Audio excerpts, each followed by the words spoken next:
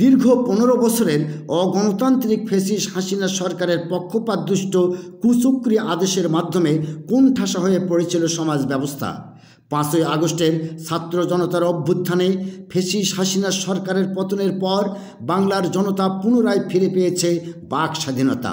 তারই ধারাবাহিকতায় শ্যামপুর ওমর রাদিয়াল্লাহু নুরানি হাফিজিয়া মাদ্রাসার উদ্যোগে অনুষ্ঠিত হল এক বিশাল ওয়াজ মাহফিল। উক্ত মাহফিলে বাংলাদেশ আখ চাষী ফেডারেশনের সাংগঠনিক সম্পাদক ও গোপালপুর ইউনিয়ন বিএনপির সিনিয়র সহসভাপতি জাহাঙ্গীর হোসেন প্রধান অতিথির ভাষণে বলেন, ধর্মীয় ও নৈতিক শিক্ষার অভাবে আজকের সমাজে সৃষ্টি হয়েছে ব্যাপক অসঙ্গতি, ধ্বংসের দ্বার প্রান্তে পৌঁছে গেছে সমাজ ব্যবস্থা।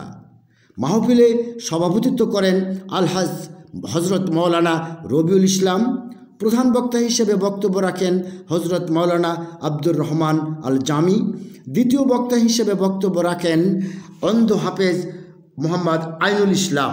এই ফেসিবাদ সরকার, শেখ হাসিনার সরকার যে পালিয়ে গিয়েছে, তার সফল হচ্ছে এটাই যে আমরা স্বাধীনভাবে কথাবার্তা করতে পারছি, স্বাধীনভাবে চলাফেরা করতে পারছি এবং আমরা ওয়াজ মাহফিল করতে পারছি, এটাই একটা অর্জন। আজকে আমাদের সন্তানদেরকে আমরা আরবি শিক্ষায় শিক্ষিত করব।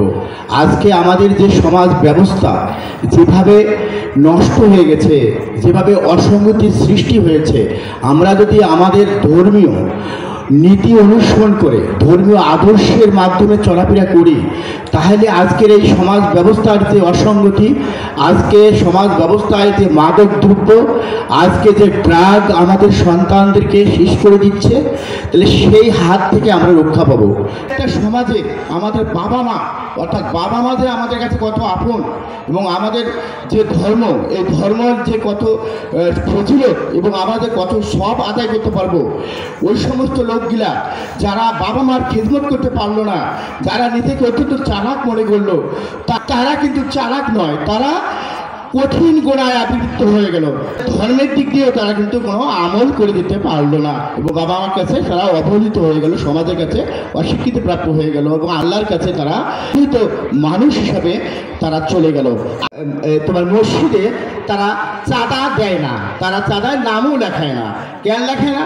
তারা মাঝে মাঝে মসজিদে যায় কি কারণে? মসজিদে না গেলে তারা যদি কেউ তার পরিবারের মারা যায়, মিলাদ মাহফিল হয়, তাহলে ওই মুসলমান যে জন্মগত মুসলমান, এই মুসলমানের সুবিধাটুকু নেওয়ার জন্য তারা কিন্তু যায়, তারা মসজিদে কোনো সহযোগিতা করে না, অর্থাৎ তারা কোনো সব আদায় করতে পারলো না। তাদের জীবনটা তাদের মসজিদের বাউন্ডারি থেকে শেষ করে দিল, অথচ মসজিদে কোনো অনুদান দিল না, মসজিদে কোনো সহযোগিতা করলো না এবং মুসলমান হিসাবে তারা মসজিদ থেকে যে আলেম, যে ইমাম আমাদের আছে, তাদের সকল সুবিধাগুলো সে দিল। এই শ্রেণীর চালাক ভাইদের কাছে আমার অনুরোধ, আপনারা অত চালাক না হয়ে আপনাদের নিজের জন্য, আপনাদের এই বাংলাদেশ সমাজ ব্যবস্থার জন্য আপনারা আপনাদের ধর্ম প্রচার করেন, আপনাদের নিয়মগুলো মেনে চলেন, মাদ্রাসা মুক্ত এগুলো টানেই চলে।